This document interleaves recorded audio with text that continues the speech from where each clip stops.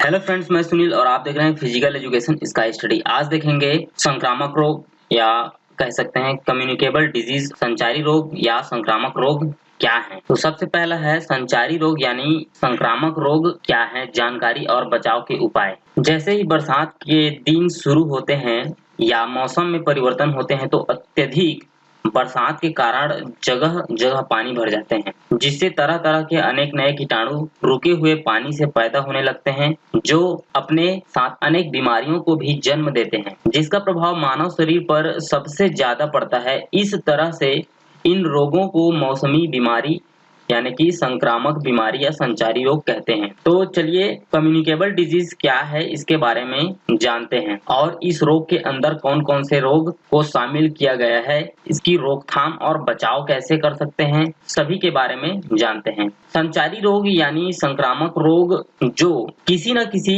रोग जनित कारकों, रोगाणुओं जैसे कि प्रोटोजोआ, कवक यानी फंगस, जीवाणु, बैक्टीरियम और विषाणु, वायरस इत्यादि के कारण होते हैं।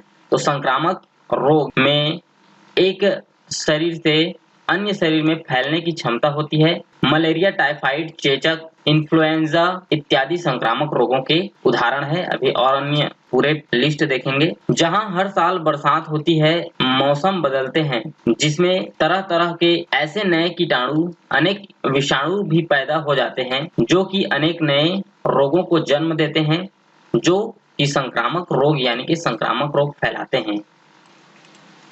संक्रामक रोग बहुत हवा पानी से मिलकर बहुत ही तेजी के साथ जो है साथ के साथ फैलते हैं, जिसका सीधा असर मानव शरीर पर देखने को मिलता है, जिसमें ज्यादा छोटे बच्चे, बूढ़े ही प्रभावित होते हैं, क्योंकि इस आयु के लोगों की शरीर की क्षमता संक्रामक रोगों से लड़ने की क्षमता कम होती है, जिस कारण से इस आयु के लोग इन फैलने वाली बीमारियों के चपेट में जल्दी से आ जाते हैं। संचारी रोग या संक्रामक रोग की सूची लिस्ट देखते हैं, आपके पास है ये। जैसा कि हमने ऊपर में बताया कि ऐसे रोग जो हवा, गंदे पानी के जो है पानी के माध्यम से तेजी से फैलते हुए, उन रोगों को इन सूची में शामिल किया गया है, जो इस प्रकार है। पहला है चेचक, जिसे चिकन पॉक्स भी कहते हैं, हैजा, कोलेरा कहते हैं, डेंगू ज्वर यानी डेंगू फीवर और गोनेरिया, सुजाग, इन्फ्लुएंजा, कुष्ठ रोग, मैलिग्नेंट डिजीज, मलेरिया, खसरा,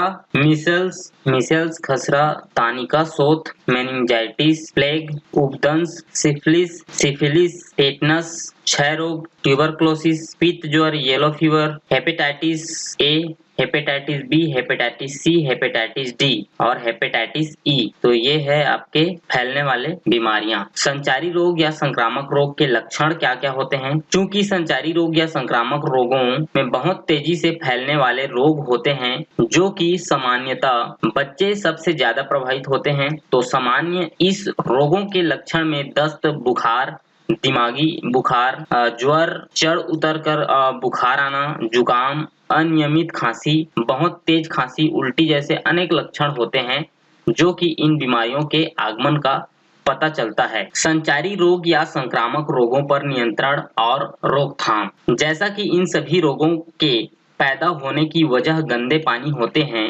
तो इनका असर बरसात के दिनों में सबसे अधिक देखने को मिलता है और इससे सिर्फ एक दो लोग ही एक साथ पूरा शहर या गांव प्रभावित होते हैं। तो इन रोगों की रोकथाम की जिम्मेदारी सिर्फ एक व्यक्ति नहीं, बल्कि उस समाज के सभी लोगों और सरकारों की जिम्मेदारी होती है। जब सभी मिलकर इन रोगों के खिलाफ जुड़ते हैं, तभी इन रोगों पर नियंत्रण किया जा सकता है। संचारी रोग या संक्रामक रोग से बचाव के उपाय क्या क्या हैं, देख लेते हैं। संचारी रोग के लिए सबसे ज्यादा बदलते मौसम उत्तरदायी होते हैं। तो ऐसे में यदि सभी अपने स्तर पर इन रोगों को रोकथाम के लिए उपाय करते हैं, तो निश्चित ही काफी हद तक इन रोगों के फैलने पर नियंत्रण पाया जा सकता है। तो चलिए संचारी रोग या संक्रामक रोग के से बचाव के उपायों को जानते हैं। तो पहला है संचारी रोग या संक्रामक रोग से बचाव के लिए गंदे पानी का इकट्ठा होना सबसे बड़ा कारक बनता है। ऐसे में बरसात के दिनों में छतों, टूटे फूटे सामानों में पानी को इकट्ठा नहीं होने देना चाहिए। संचारी रोग या संक्रामक रोग गंदी नालियों में कीड़ों विषाणु के पैदा होने से होते हैं। ऐसे में यदि घरों के आसपास कोई नाली टूटी फूटी या खुली हुई है तो उन्हें सही करके ढक कर रखना चाहिए, जिससे इनसे निकलने वाले कीटाणु हवा में फैलने से रोक सकते हैं। नेक्स्ट है संचारी रोग या संक्रामक रोगों के लिए स्वच्छता भी काफी अहम भूमिका निभाती है। ऐसे में अपने आसपास के इलाकों, घरों, बाहरी स्थानों को साफ सुथरा रखना चाहिए, जिससे इन साफ सुथरे जगहों पर मच्छर आदि अपना घर नहीं बना सकते हैं, जो कि काफी हद तक मलेरिया जैसे खतरनाक बुखारों के लिए उत्तरदायी होते हैं। नेक्स्ट है संचारी रोग या संक्रामक रोग से बचने के लिए लोगों को खुले में शौच करने से रोकना चाहिए, जो कि अनेक बीमारी के जन्म का कारण बनते हैं। संचारी रोग या संक्रामक रोग जैसे मलेरिया, फाइलेरिया, डेंगू, दिमागी या मस्तिष्क ज्वर, जो कि मच्छरों के काटने से फैलते हैं, इसलिए अशुद्ध पेयजल और जल भराव, कूड़े कचरे का इकट्ठा होने पर रोक लगानी चाहिए। संचारी रोग या संक्रामक रोग से बचने के लिए रात को सोते समय मच्छरदानी का उपयोग जरूर करना चाहिए। मच्छरों के फैलने से रोकने के लिए कीटाणुनाशक धुएं, नीम के पत्तों के धुएं आदि करना चाहिए, जिससे शाम को इन मच्छरों का सबसे अधिक प्रकोप होता है।